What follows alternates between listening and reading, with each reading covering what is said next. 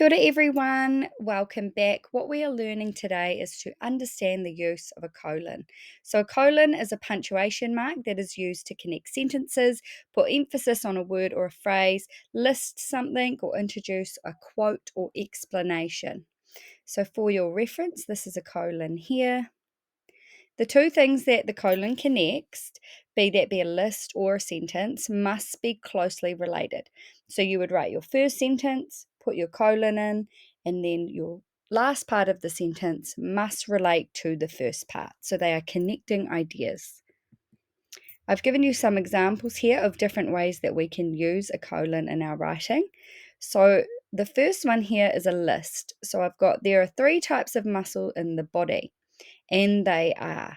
So I've put and they are in brackets because this is the quiet part, the silent part, the part we say in our head.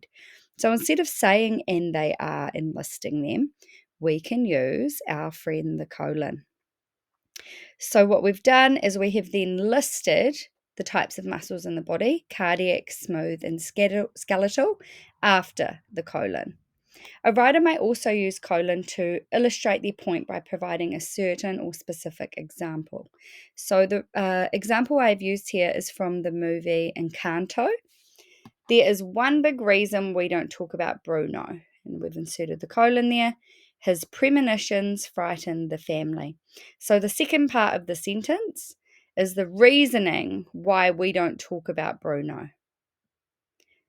Another way we can use a colon is to separate units of time or ratios. So the example down here is 11:11 a.m. So the hour and the minutes are separated by a colon. Got a few more examples here of how we can use a colon in our writing. So they can be used before a noun or a noun phrase. So the example here is the movie had everything I wanted. And then we have described what it is we wanted in the movie. After the colon, that was action and suspense. Also, they can be used for quotes. So here is a quote that you might have heard me say before. We don't yuck each other's yums. So we have written, he ended with the immortal words of Mrs. Faithful. We've inserted our colon, and then we have written what that quote is. The last way we can use a colon is it can be used to separate movies, books, authors of writing, or a work's title from its subtitle. So the example I've got here is J.K. Rowling. I've inserted the colon and then the book she has written, which is Harry Potter and the Philosopher's Stone. So there are a few ways we can use a colon in our writing.